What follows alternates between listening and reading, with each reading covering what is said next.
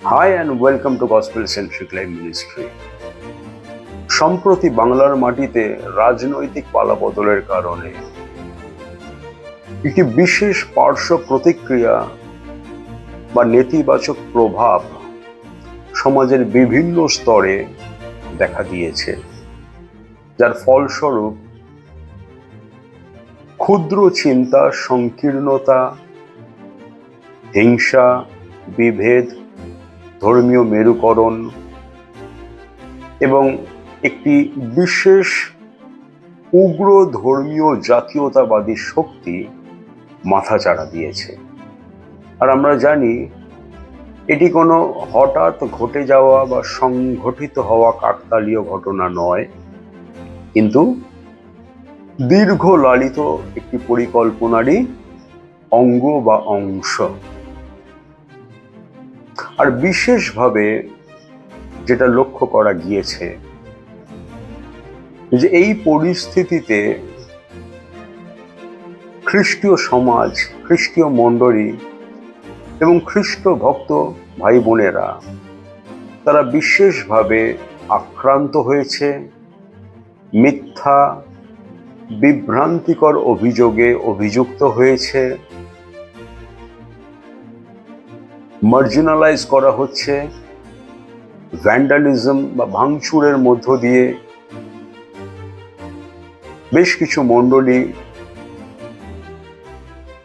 উপাসনা গৃহকে ক্ষতিগ্রস্ত করা হয়েছে।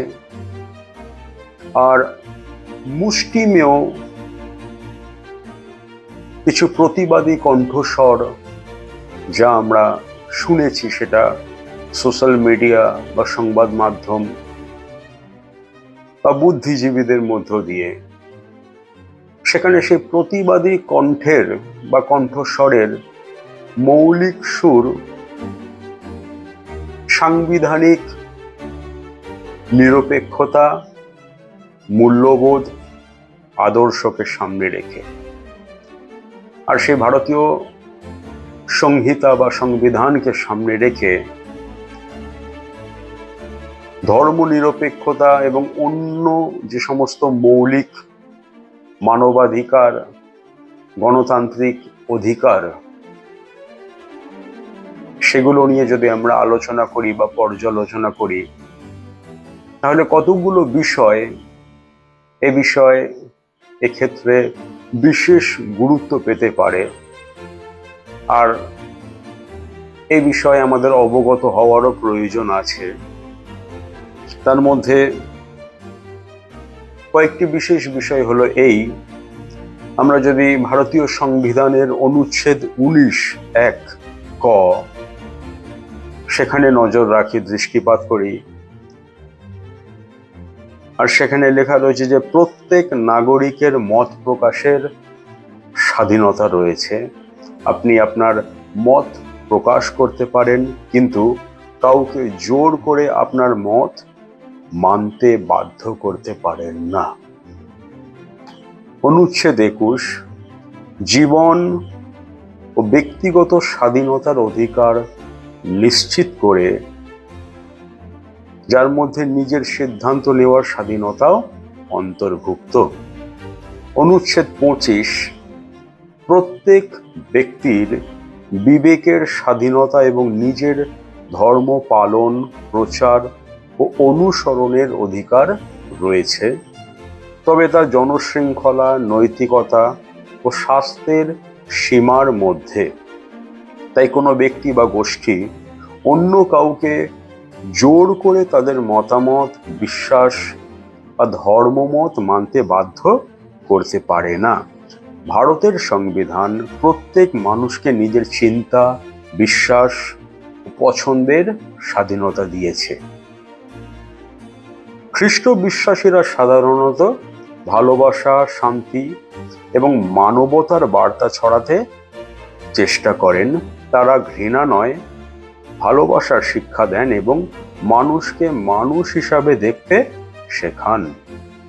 যদি কেউ তাদের প্রতি বিদ্বেষ বা নির্যাতন করে, তবু অনেক খ্রিস্ট বিশ্বাসী তারা বিশ্বাস করেন যে ভালোবাসা, প্রার্থনা এবং শান্তির মাধ্যমেই উত্তর দেওয়া উচিত। আর এক্ষেত্রে আইনি, সাংবিধানিক, গণতান্ত্রিক মৌলিক অধিকারগুলোর বিষয়ে অবগত থাকার পাশাপাশি আত্মিক দিকটিও বিশেষভাবে আমাদের স্মরণে রাখার প্রয়োজন আছে, এবং সে বিষয়ে শাস্ত্র অর্থাৎ ঈশ্বরের বাক্য আমাদেরকে শিক্ষা দেয়। যখন এই পরিস্থিতির মধ্য দিয়ে খ্রিস্টীয় সমাজ, মণ্ডলী বা কোনো ব্যক্তি বিশেষ বিশ্বাসী যান, তখন সেক্ষেত্রে আমাদের কি পার্সপেক্টিভ, কি দৃষ্টিভঙ্গি হওয়ার প্রয়োজন আছে। খ্রিস্টীয় মণ্ডলীর ইতিহাসে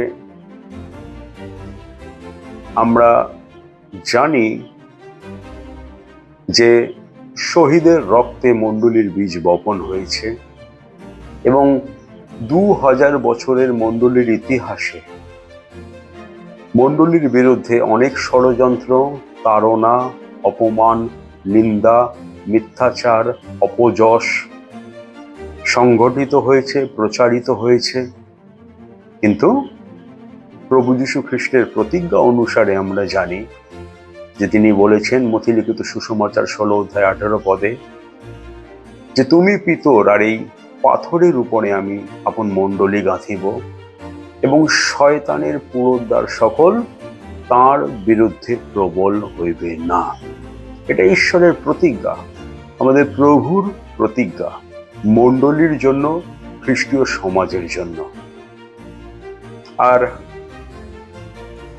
প্রাথমিক মণ্ডলীর ইতিহাসের দিকে যদি আমরা আলোকপাত করি, প্রেরিত 4 অধ্যায় যখন পিতর এবং যোহন যিহুদি মহাসভার সামনে দাঁড়িয়ে তারা অভিযুক্ত হয়েছিলেন, তাদেরকে চিহ্নিত করা হয়েছিল, পুনরুত্থিত যিশুর কথা তারা প্রচার করেছিলেন বলে। আর যখন সেই পিতর এবং যোহনকে যিহুদি মহাসভার বিশেষ বিশেষ ব্যক্তিরা ভয় প্রদর্শন করে, ধমকি দিয়ে, তাদেরকে চমকে এইরকম ভাবে তাদের শাসানো হয়েছিল, যা আমরা প্রেরিত তার 4 অধ্যায় যদি 18 পদে বিশেষ করে চোখ রাখি, সেখানে সে প্রেরিত পিতর আর যোহনের উদ্দেশ্যে যিহুদি মহাসভার তাবর তাবর ব্যক্তিরা এরকম কথা বলছেন যে পরে তাহারা উহাদিগকে ডাকিয়া, অর্থাৎ পিতর ও যোহনকে ডাকিয়া এই আজ্ঞা দিলেন, তোমরা যিশুর নামে একেবারেই কোনো কথা বলিও না, কোনো উপদেশ দিও না। তাদেরকে ভয় প্রদর্শন করে এই আজ্ঞা বা এই ডিক্রি জারি করা হয়েছিল। আর খ্রিস্টীয় মূল্যবোধ বা এথিক্স অনুসারে আমরা জানি, প্রথম পিতর তার 2 অধ্যায়, রোমিও তার 13 অধ্যায়, সেখানে বিশেষভাবে এ বিষয়ে লিখিত রয়েছে, শিক্ষা আছে যে আমরা খ্রিস্ট বিশ্বাসীরা আধিপত্য, কর্তৃত্ব বা যারা আমাদের সমাজকে, দেশকে, জাতিকে শাসন করার জন্য, নেতৃত্ব দেওয়ার জন্য ক্ষমতায় আসীন, অভিষিক্ত, আমরা যেন তাদের কাছে সাবমিট করি, বশীভূত থাকি। আমরা সেই নেতৃত্বকে বা সমাজের ব্যবস্থাকে, আইন শৃঙ্খলাকে কখনো চ্যালেঞ্জ না করি। এটা খ্রিশ্চান এথিক্স। কিন্তু পাশাপাশি আমাদের এটাও স্মরণে রাখার প্রয়োজন আছে, যখন কোনো আদেশ, কোনো আজ্ঞা, কোনো ম্যান্ডেট, কোনো আইন বা কোনো ঊর্ধ্বস্থ ক্ষমতাপন্ন সমাজ বা ব্যক্তির কোনো কথা, কোনো আদেশ আমাদের প্রভু যীশু খ্রিস্টের ম্যান্ডেট বা কমিশনের সাথে কনফ্লিক্ট বা সংঘাত তৈরি করে, তখন সেক্ষেত্রে আমরা মানুষের নয় কিন্তু ঈশ্বরের কথা শুনতে বাধ্য। আর এখানে প্রেরিত 4:18 তাদেরকে যখন বিশেষভাবে বলা হয়েছিল তারা যেন যিশুর বিষয়ে কোনো কথা প্রচার না করে, না বলে, তার উত্তরে পিতর আর যখন উত্তর দিয়েছিলেন 19 কিন্তু পিতর ও যখন উত্তর করিয়া তাহাদিগকে কহিলেন, ঈশ্বরের কথা অপেক্ষা আপনাদের কথা শোনা ঈশ্বরের সাক্ষাতে বিহিত কিনা আপনারা বিচার করুন। আমাদের বিশেষভাবে স্মরণে রাখতে হবে, যখন কোনো আদেশ, কোনো আজ্ঞা, কোনো সামাজিক রীতিনীতি বিধি ঈশ্বরের আজ্ঞাবহ হতে, তার প্রভুত্বকে স্বীকার করতে, তার ম্যান্ডেটকে ফুলফিল করতে, মান্য করতে বাধা সৃষ্টি করে, বিঘ্নের কারণ সৃষ্টি হয়, তখন সেক্ষেত্রে আমরা আমাদের প্রভুকেই সম্মান দেব, সমাদর দেব এবং তার আজ্ঞাবহ হব। এবং এক্ষেত্রে আমরা কোনো রক্তচক্ষু, কোনো ভয় প্রদর্শন বা অন্য কোনোবিধ নির্দেশ, আদেশকে আমরা মানতে বাধ্য নই। কারণ ঈশ্বর তিনি স্বর্গের উচ্চ সিংহাসনে বিরাজিত। সময় বদলায়, রাজনৈতিক শক্তি বদলায়, ক্ষমতা বদলায়, কিন্তু ঈশ্বর তার স্বর্গের উচ্চ সিংহাসনে তিনি বিরাজিত এবং তার সিংহাসনের কোনো পরিবর্তন নাই। তিনি শাশ্বত, তিনি অনাদি, তিনি অপরিবর্তনীয়, তিনি যে আছেন তিনি আছেন। তাই আমাদের যেন এই প্রত্যয়, এই কনভিকশন থাকে, যখন কঠিন পরিস্থিতি বা সময়ের মধ্য দিয়ে আমরা যাব, তখন যদি ঈশ্বর এবং মানুষের আজ্ঞা বা ঈশ্বর এবং মানুষের আদেশ বা নির্দেশ বা বিধি বা আইন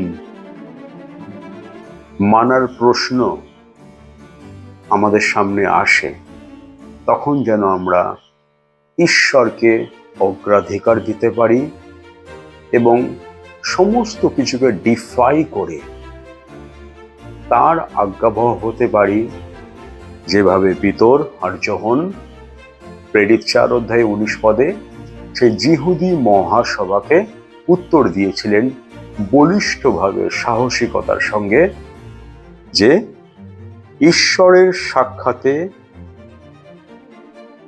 মানুষের আজ্ঞা আদেশ মানা বিহিত কিনা আপনারাই বিচার করুন। ঈশ্বর আপনাদের আশীর্বাদ করুন এবং পবিত্র আত্মার শক্তি, সাহস ও অনুপ্রেরণা যোগান। হালেলুয়া।